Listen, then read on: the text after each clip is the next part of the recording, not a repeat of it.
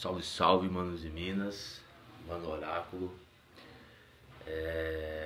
Hoje eu vim falar um pouco do Rico Explora o Pobre, parte 3, né? Fiz outros vídeos comentando sobre esse assunto e hoje vou falar um pouco mais sobre esse assunto que reflete no dia de hoje, né? Nesse tempo que a gente está vivendo agora. Então, como eu disse, o Brasil ele foi explorado, né, economicamente durante 500 anos e o resultado do Brasil hoje é o que estamos passando. É um país que desenvolveu em algumas questões, mas a gente sabe que a pobreza e a falta de estrutura do Estado e os políticos que passaram pelo poder deixaram ele do jeito que está. Então, quando você analisa 20 milhões de desempregados, 40 milhões de pessoas que trabalham informais, que não têm carteira assinada, são quase 60 milhões de pessoas. Essas 60 milhões dá quase 3 países da América do Sul em questão de população.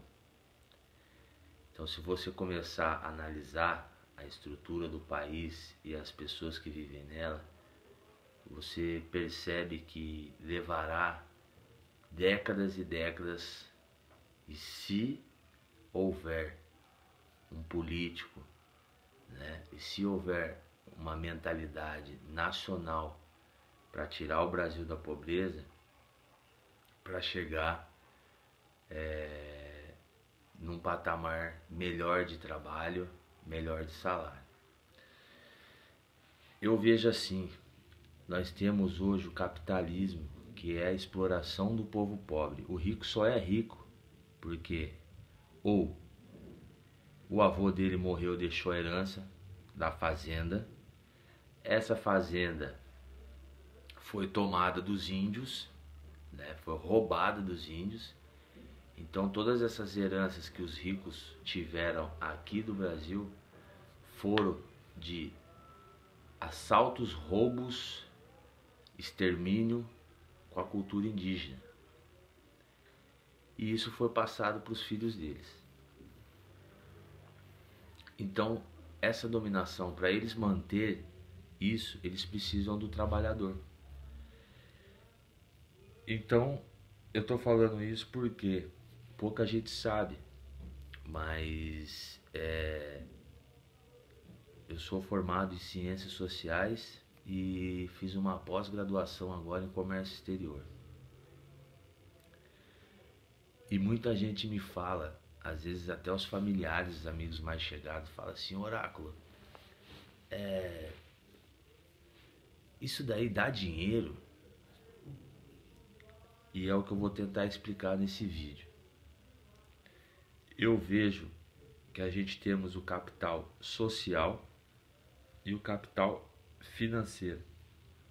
O capital financeiro é esse do capitalismo, que as pessoas querem que você vença, que você seja o chefe, que você seja o líder, que você domine o planeta. Só que é o seguinte, para você dominar, você precisa ter alguém para dominar. Para você mandar, você precisa ter alguém para obedecer. Para você ser chefe, você vai ter que ter seus súditos ali. Para você ser o melhor, vai ter que ter o pior. Para você ser o vencedor, vai ter que ter o perdedor.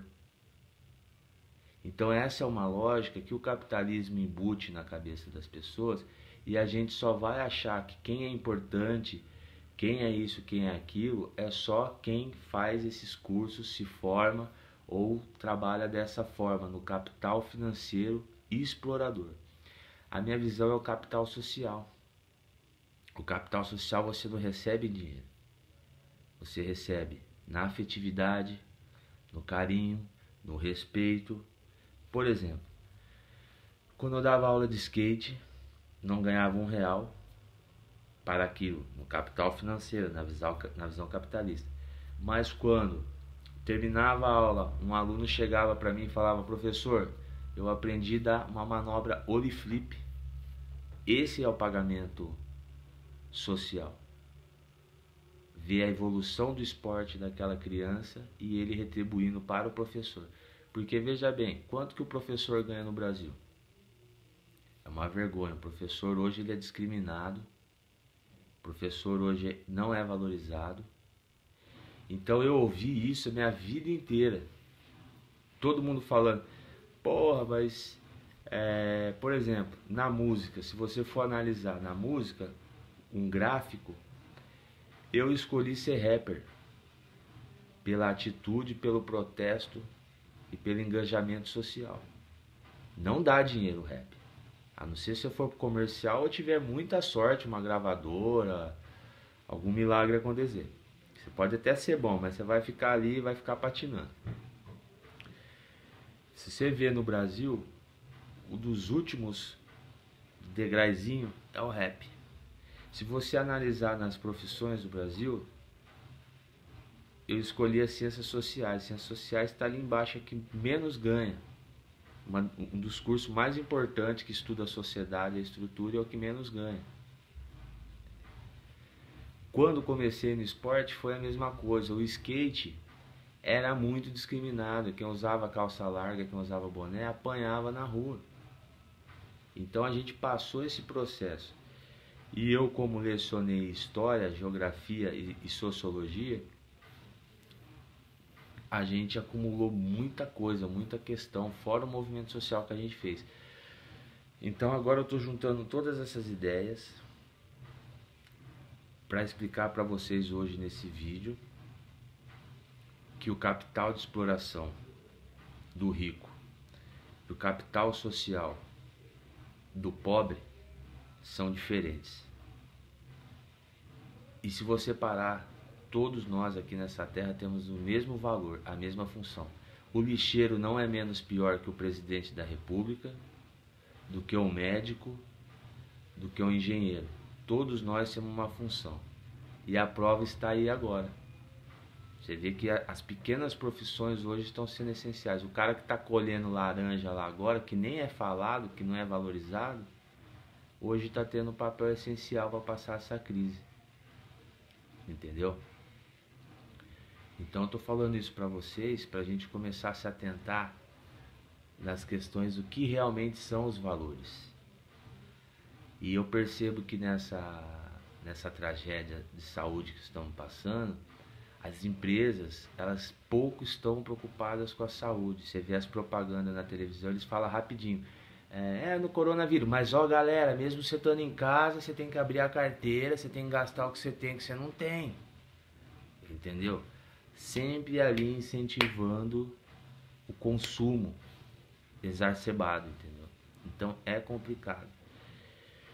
Então agora, como eu tenho esse trabalho com a história, a geografia, sociologia, o rap, o skate, eu vou aproveitar esse tempo da quarentena para fazer vários vídeos com esses temas, tipo umas oficinas, palestras sobre vários assuntos, e vou postando aos poucos para vocês e se ligando na ideia. Então, galera, não caia no conto do vigário.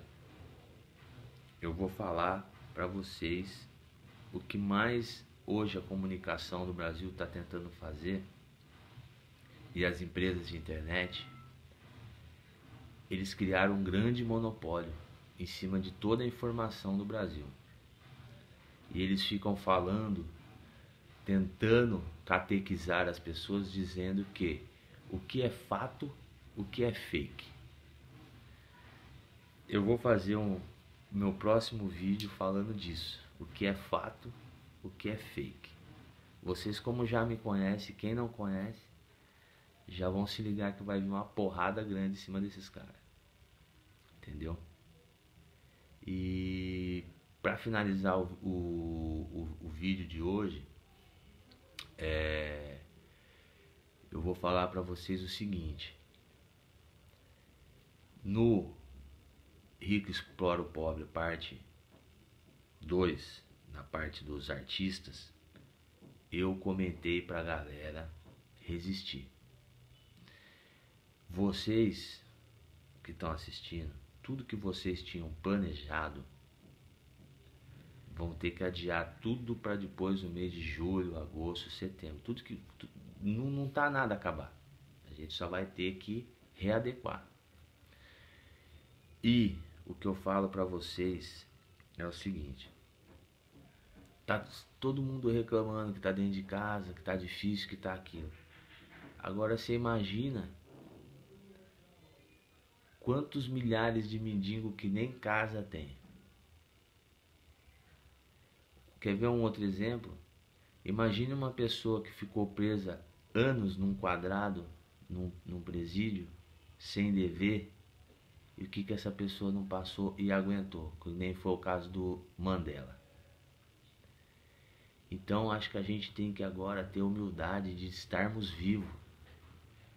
Porque quando eu dava aula de história, muitos dos meus alunos perguntavam: professor, o Brasil, se entrar numa guerra, qual que é a nossa situação? Eu falei: a mais da catástrofes possível.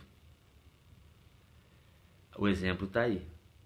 Um vírus que ele é muito complicado de lidar, já está morrendo milhares de pessoas no mundo e aqui no Brasil.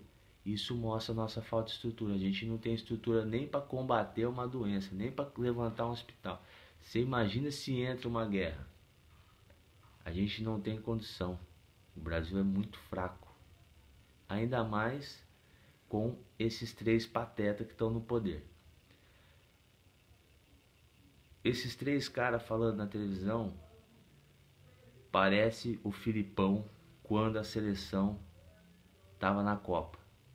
O time não estava jogando nada, o time estava horroroso, estava ruim, mas toda vez que saía na coletiva falava assim: porque vamos adiantar o volante, porque a curva quando vier, o pico não sei o que, vamos investir na economia. Aí entra o outro porra louca: porque o militarismo, a esquerda, o comunismo criou esse vírus. Gente, o reflexo dos políticos é o reflexo do povo. Se a gente tem essa gente nojenta no poder hoje, ou se nós tivermos todos esses governantes nojentos que passaram no Brasil, é reflexo da gente. A gente tem que ter a humildade de fazer autocrítica. E me perguntavam: qual que é o futuro do Brasil? É só você olhar no chão. Quando você quiser falar assim: eu quero pensar qual é o futuro do Brasil, é só você olhar no chão. Daí você já vai se ligar. A gente não cuida do meio ambiente e a terra está respondendo agora. Então você que vai ficar em casa, a única arma que nós temos para lutar contra todo e contra tudo isso é estudar. É aqui, ó, é a mente. Ok?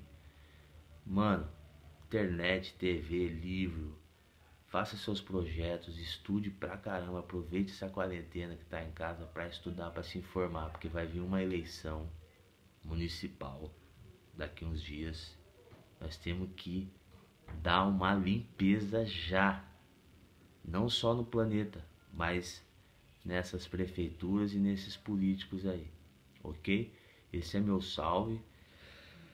Obrigado a todos, forte abraço, Mano Oráculo, Clec, valeu!